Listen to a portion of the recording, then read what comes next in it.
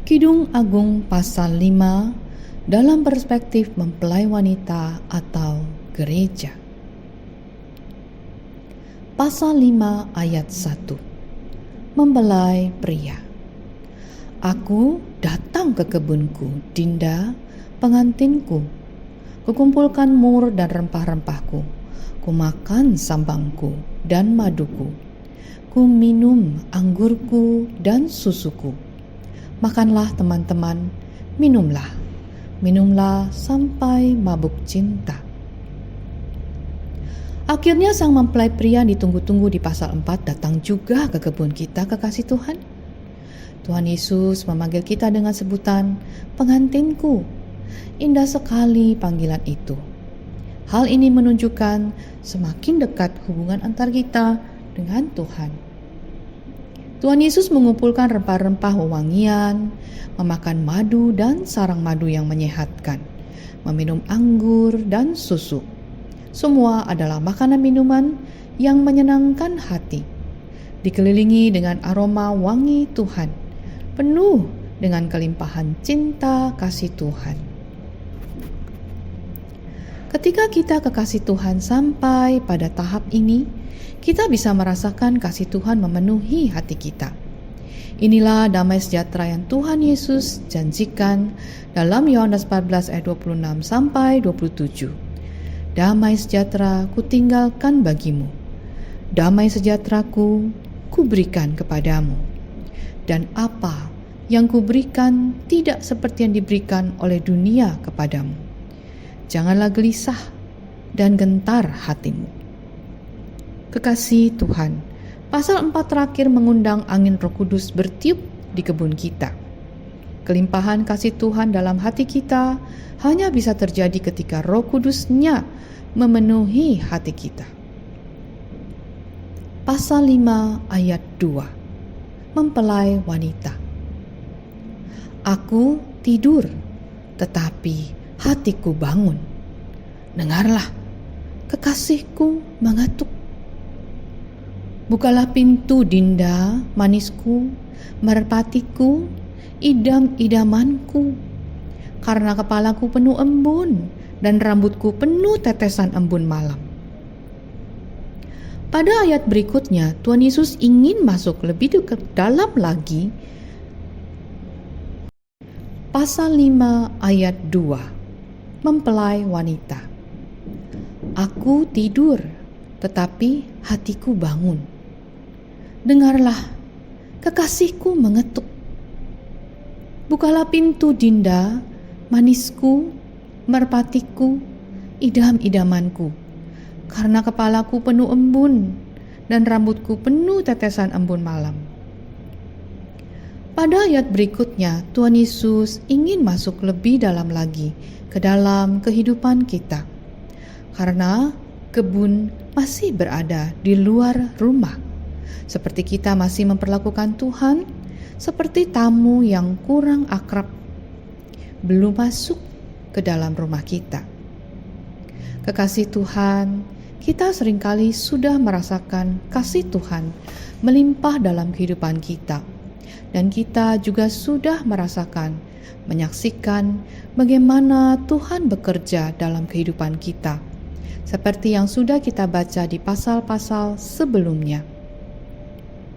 Bagaimana dengan perkasanya Tuhan menyelesaikan gunung-gunung masalah dalam hidup kita.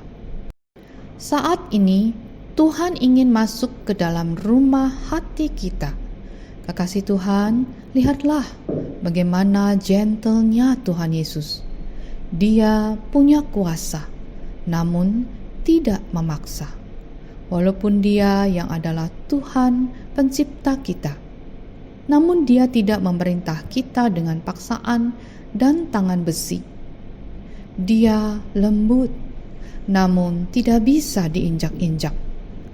Dia berkuasa, namun tidak menginjak-injak ciptaannya. Tidakkah pribadinya membuat kita mencintainya lebih lagi? Tuhan Yesus berkata, "Bukalah pintu, kekasihku, merpatiku, idamanku, karena kepalaku penuh embun dan rambutku penuh tetesan embun malam. Dari perkataan Tuhan Yesus Sang Mempelai Pria, kita bisa melihat bahwa Tuhan menunggu kita dengan sabar sepanjang dini hari. Karena embun ada pada saat dini hari, dan Dia menunggu cukup lama karena rambutnya sampai basah oleh embun. Embun pagi terbentuk ketika suhu malam hari mulai naik seiring dengan terbitnya matahari. Embun pagi terbentuk sekitar jam 2 sampai jam 4 pagi. Embun yang segar dan bersih karena udara pagi ini belum tercemar oleh aktivitas manusia. Embun pagi sehat dan tidak berbahaya. Banyak orang bahkan percaya bahwa berjalan di rerumputan yang basah oleh embun pagi dapat memberikan efek relaksasi dan menyegarkan. Udara pagi yang segar dapat membantu menyegarkan pikiran dan tubuh. Bagi banyak orang, berjalan-jalan di pagi hari sambil menikmati embun dapat membantu mengurangi stres dan meningkatkan suasana hati. Dalam setiap peristiwa pada firman Tuhan, pastilah ada makna tersembunyi. Tuhan Yesus seringkali berbicara pada jam-jam dini hari. Ini adalah jam-jam yang sangat personal, karena tidak ada gangguan dari sekitar kita. Kekasih Tuhan, banyak orang sudah mengalami perjumpaan dengan Tuhan secara pribadi pada jam-jam dini hari. Aku percaya kamu juga bisa mengalaminya. Namun bagaimana tanggapan kekasih Tuhan di ayat berikutnya? Pasal 5 ayat 3. Mempelai wanita. Bajuku telah kutanggalkan, apakah aku akan mengenakannya lagi? Kakiku telah kubasuh, apakah aku akan mengotorkannya pula? Kekasih Tuhan berkata bahwa bajunya telah ditanggalkan. Dalam terjemahan asli adalah jaket atau jubahnya telah ditanggalkan. Biasa dalam budaya timur ketika tidur, baju yang dipakai yang melekat langsung dengan kulit adalah baju rumah yang tidak digunakan untuk keluar. Jika ingin keluar, maka harus mengenakan baju luar seperti jaket agar baju rumahnya tidak terkena langsung udara luar. Kekasih Tuhan, pada jam-jam dini hari, secara jasmani, pada umumnya, kekasih Tuhan telah menanggalkan mantelnya dan berbaring di tempat tidurnya bersiap untuk beristirahat. Namun dalam hal ini juga menunjukkan ketidaksiapan ketika ada sesuatu terjadi pada dini hari, baik secara jasmani maupun secara rohani. Tentu kita tidak mengharapkan sesuatu yang buruk secara jasmani terjadi pada jam-jam dini hari. Karena itu sangatlah penting untuk menjadi peka secara rohani pada jam-jam dini hari. Ketika roh membangunkanmu pada dini hari, sebaiknya kita menanggapinya dengan serius. Karena biasanya ada hal penting yang akan terjadi pada hari itu. Nehemia 4 ayat 23, demikianlah aku sendiri saudara-saudaraku, anak buahku dan para penjaga yang mengikut aku. Kami semua tidak sempat menanggalkan pakaian kami. Setiap orang memegang senjata dengan tangan kanan. Nehemia mengerti bahwa dia harus berjaga-jaga karena dia dapat melihat ancaman secara jasmani dalam pembangunan tembok Yerusalem. Kembali pada konteks saat ini mengenai mempelai wanita yang menunjukkan keengganan untuk bertemu dengan mempelai pria, kekasih yang dirindukannya itu. Mempelai wanita ini karena merasa sudah nyaman, bebas dari masalah, penderitaan, dan penganiayaan. Ia tidak mau bangun dan pergi untuk menemui kekasihnya. Kekasih Tuhan, keinginan kita untuk bertemu dengan Tuhan diuji di saat yang tidak kita duga. Jadi selalu berjaga dan bersiaplah kapanpun mempelai pria memanggil kita. Aku telah membasuh kakiku, yang biasa dilakukan orang-orang timur ketika mereka pergi tidur. sebagian untuk menyejukkan kaki mereka, dan sebagian untuk membersihkannya dari debu dan keringat yang mereka dapatkan di siang hari karena bekerja keras dan berpergian, karena terbiasa berjalan tanpa alas kaki. Bagaimana aku akan mengotorkannya pula? Sungguh suatu respon manusiawi, daging, yang sangat bertentangan dengan keinginan roh, bukan? Bagaimana tanggapan Tuhan Yesus, sang mempelai pria kita yang penuh kasih? Pasal 5 ayat 4, mempelai wanita. Kekasihku memasukkan tangannya melalui lubang pintu. Berdebar-debarlah hatiku. Kekasih Tuhan Yesus dengan sabar menanggapi respon kekasihnya yang negatif itu dengan memasukkan tangannya melalui lubang pintu. Memeriksa apakah bisa dibuka. Memeriksa apakah pintu itu tidak dikunci. Memeriksa apakah pintu itu dibuka untuknya. Lihatlah hati Tuhan Yesus bagi kita. Tuhan Yesus sungguh ingin masuk ke dalam rumah kita dan bertahta di sana. Dia mengetuk, namun kesayangannya hanya menyahut dari dalam dengan enggan dan dengan banyak alasan. Terakhir, Tuhan Yesus mencoba untuk membuka pintu. Dalam hal ini, pintu yang ada di ayat ini seperti pintu dengan slot dari dalam, seperti pintu gerbang, sehingga ketika membukanya, tangan harus masuk melalui lubang selot itu. Kekasih Tuhan, sampai tahap ini, ternyata kerinduan mempelai wanita untuk bertemu dengan mempelai pria yang tertulis sejak pasal 1 belumlah cukup. Sayang sekali, kesempatan untuk bertemu muka dengan sang mempelai pria tidak terjadi akibat ketidaksiapan mempelai wanita dan pola pikirnya yang salah. Pola pikir dunia yang masih mementingkan hal-hal jasmani dibandingkan dengan perjumpaan dengan Tuhan dapat menghalangi kita untuk bertemu dengan Tuhan. Roma 8 ayat 5. Sebab mereka yang hidup menurut daging memikirkan hal-hal yang dari daging.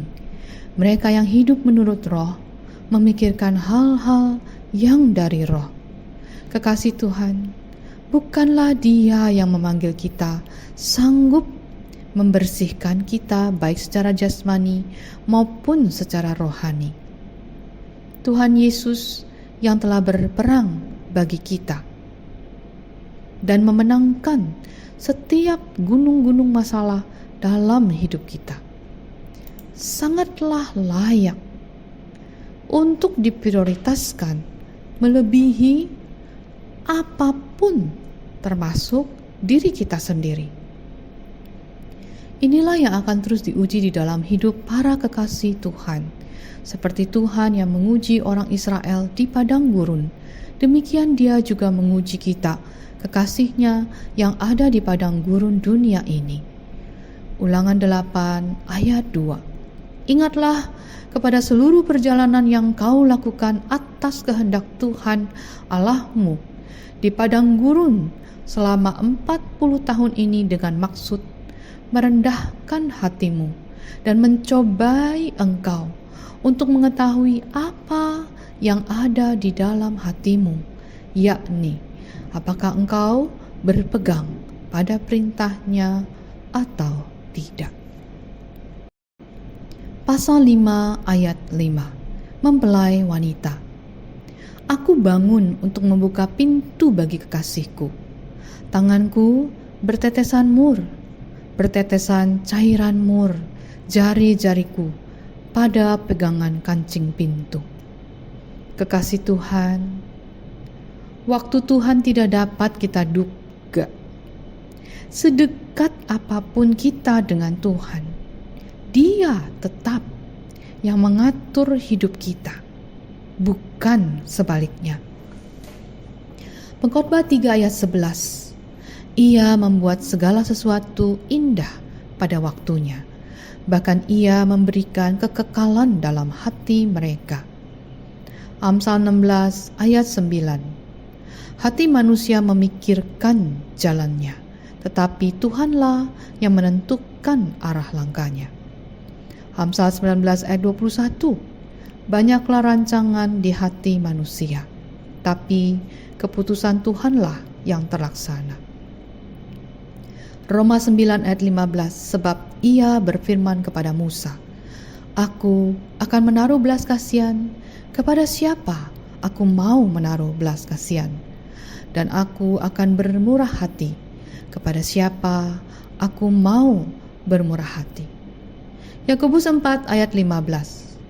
Sebenarnya kamu harus berkata, jika Tuhan menghendakinya, kami akan hidup dan berbuat ini dan itu.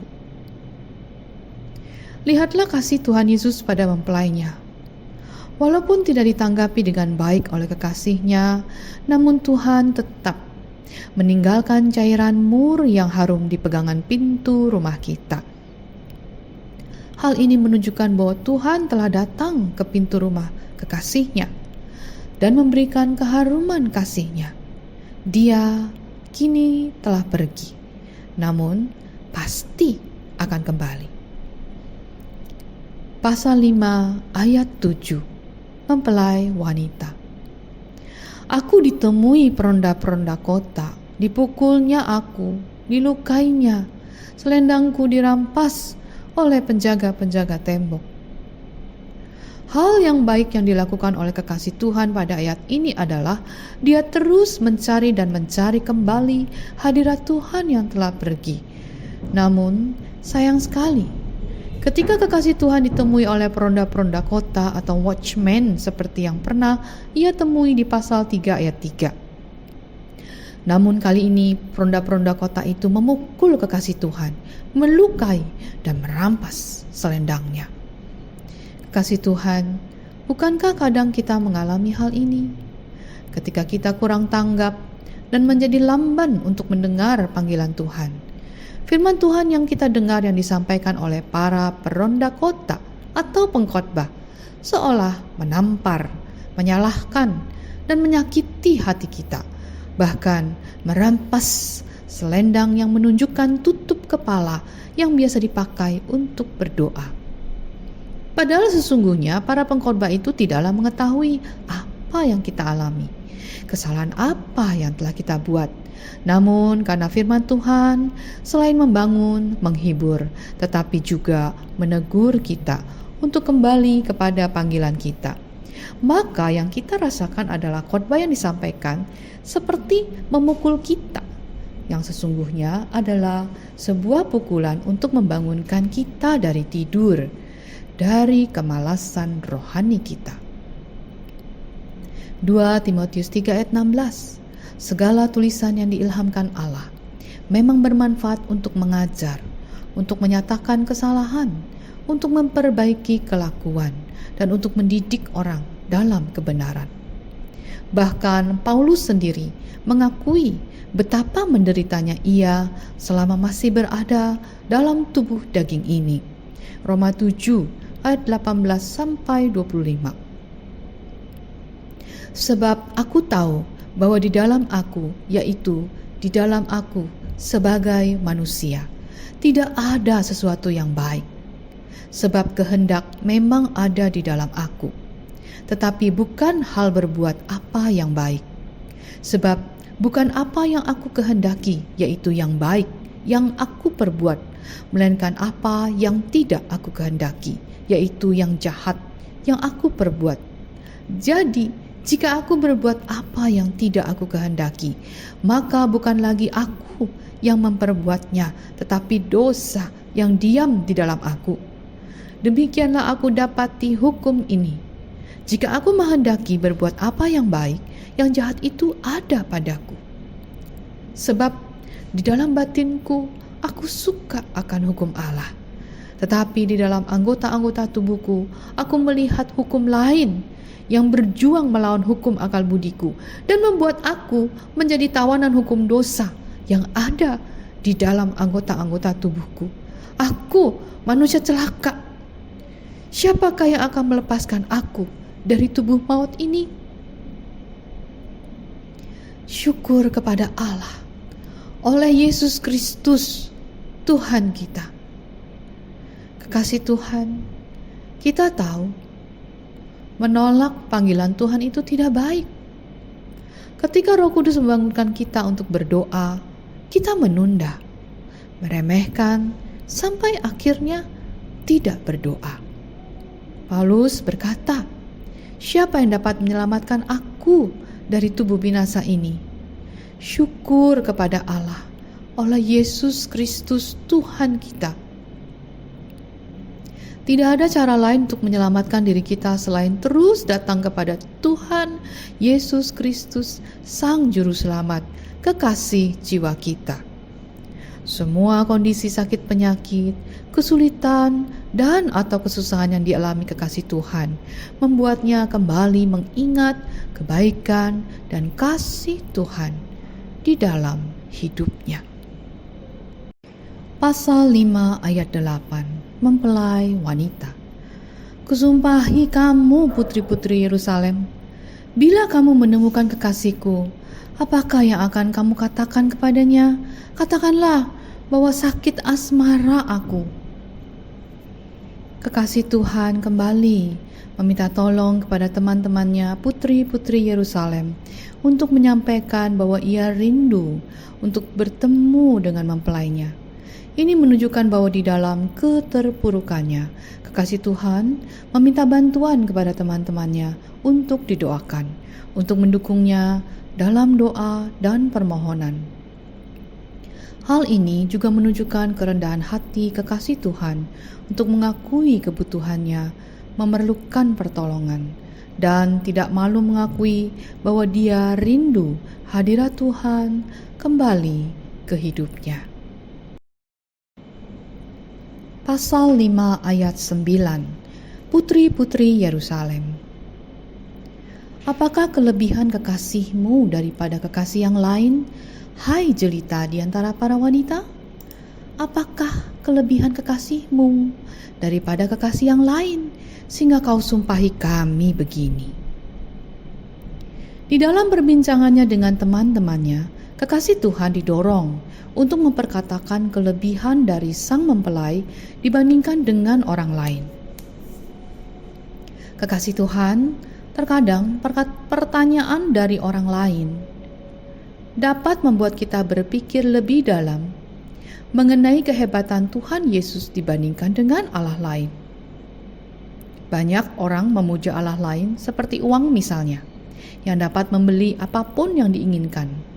Namun, jika dipikirkan lebih lagi, apakah benar demikian?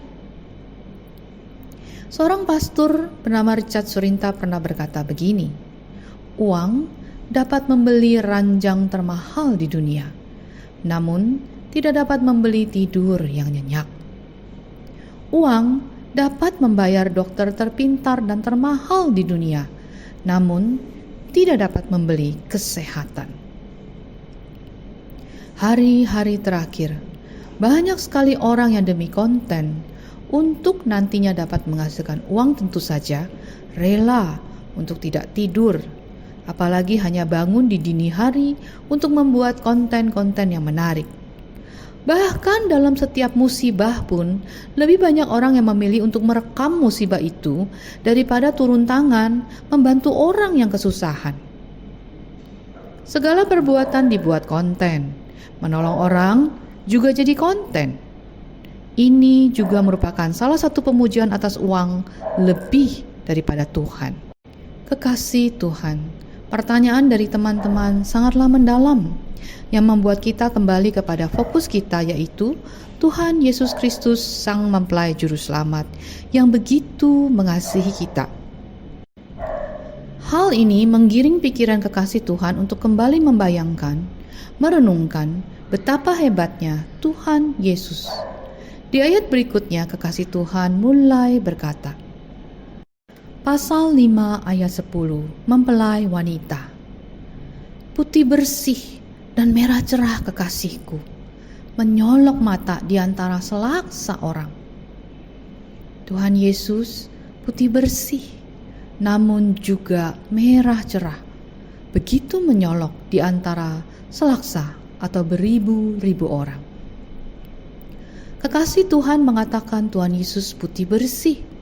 Ya, Tuhan Yesus putih bersih, putih yang terang, bercahaya, yang sanggup mengusir kegelapan di hati kita. Putih yang murni dan tanpa noda. Putih terang yang menunjukkan kemuliaan Tuhan. Simeon, orang yang benar dan saleh, berkata ketika melihat bayi Yesus dalam Lukas 2 ayat 31 sampai 32.